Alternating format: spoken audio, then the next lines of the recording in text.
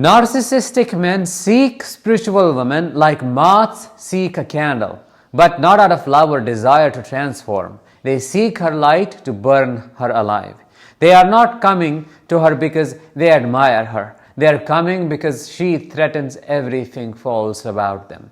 Her presence is not just beautiful, it is dangerous to their illusion. She is a walking disruption to the control they have managed to keep over everyone else. Because a spiritual woman cannot be faked, bought, or manipulated the same way. She listens beyond words. She responds to energy. And the narcissist is drawn to that light with one mission: to put it out.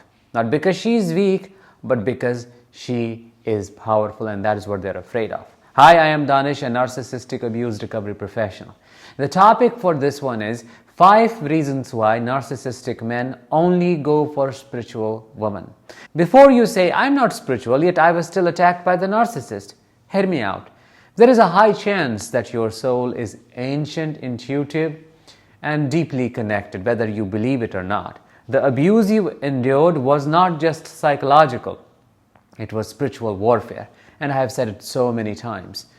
Listen to this episode until the very end, and you may come to understand not only why they came into your life, but also the reality of who you are. Reason number 1, she will try to fill his darkness with her light. That's what he knows. A spiritual woman does not just see the surface. She feels what is buried under the silence, the charm, that half smile. She notices the flicker of pain in his eyes, even when he's pretending. She hears the tension in his voice when his words sound kind, and without being asked, she begins to pour. Her warmth, her empathy, her intuitive love, all of it starts to fill the cracks in his foundation.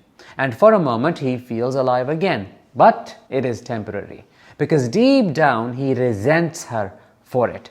Her light makes him feel exposed. Her presence calls him to accountability. Her energy invites transformation, but that invitation feels like a threat to someone who refuses to change. Instead of rising to meet her, he begins to resent her for seeing what he has hidden. And that is when he turns. The woman who once felt like salvation suddenly becomes his enemy.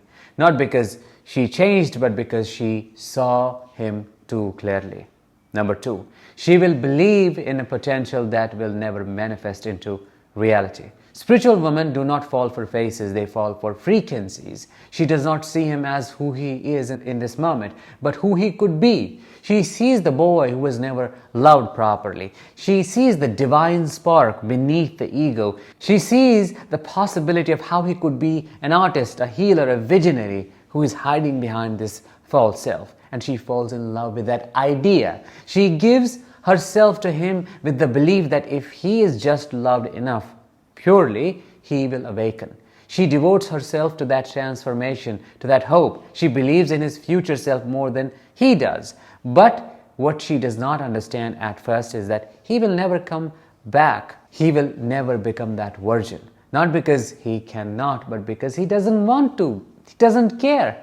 He wants her to see it. He wants her to believe the possibility, but he has no intention of rising to meet it. The attention she gives to his potential feeds his ego, not his evolution, and he grows addicted to being admired for what he never has to become. She touches his soul, and instead of being humbled, he uses that intimacy to feed his performance. Reason number 3, he knows she will forgive more than she should, because she believes in divine goodness. To her, forgiveness is not a tactic, it is her nature. She sees the human in everyone. She believes that even the most broken hearts are deserving of grace. She knows that narcissists are made, not born. She knows trauma. She has walked through it. She has healed from it to a certain degree, and she knows what it is like to be unloved. So she refuses to withhold love from others, even when it hurts, even when it drains her. She believes that if she just keeps showing up with love, eventually the pain will stop and the real man will emerge. And he knows that. He sees her forgiveness as an opening, as something to exploit. He mistakes her holiness for helplessness. And while she is offering love, he is testing how far she will bend before she breaks. Her refusal to give up on him becomes the very reason he keeps crossing lines. Because to him, forgiveness is not sacred. It is a strategy to keep her hooked. Reason number 4. She has the gift of spiritual discernment, and he wants to weaponize it. She is not naive. In fact, she is the one person in his life who can see through his persona. Her discernment is ancient. It lives in her bones. She can feel what is off before it even happens. She picks up on the dissonance between words and energy. She knows when something does not align, even if she can't explain why, and that terrifies him. Because she is the only one who cannot be fully fooled. That's why he works so hard. So instead of running, he tries to control it. Which is why he subtly begins to gaslight her, makes her question her instincts, tells her she is imagining things, laughs when she expresses what she is picking up on. Over time, she begins to doubt herself. And once that doubt enters, he starts to rewrite reality. He starts to use her discernment language against her. He says things like, "You are just projecting," or "You are too sensitive," or "You are making up stories in your head. None of it is real. You are not having any visions." Slowly, he takes her deepest gift, her intuition, and turns it into a source of fear. Because if he can disconnect her from her inner voice, she becomes easier to control, doesn't she? Reason number 5.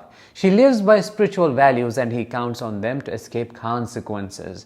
This is something unshakable about a woman who walks in alignment with her values. Her kindness is not performance. For a narcissist, that's exactly how he sees it. Her compassion does not run dry when things get difficult. She does not love out of need. She loves from overflow. And even when she's hurt, she tries to act from grace. She does not lash out. She does not seek revenge. She holds back when most would explode.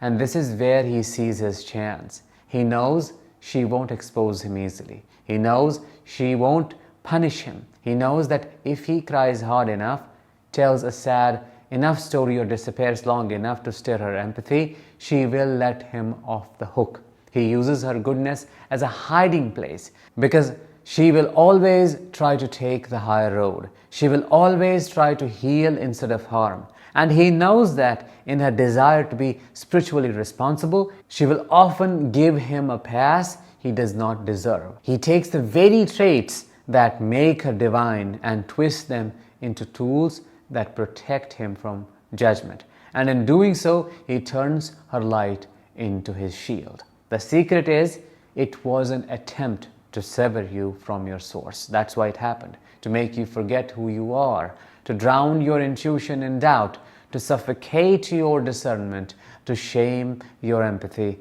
and to make you feel that your softness was stupidity instead of strength. But the truth is, he came because your light disturbed something in him that he has been hiding from his entire life. And you did not lose, because if you're still standing, still healing, still feeling, still listening to me, then your light was not destroyed, it was impacted, it was tempered.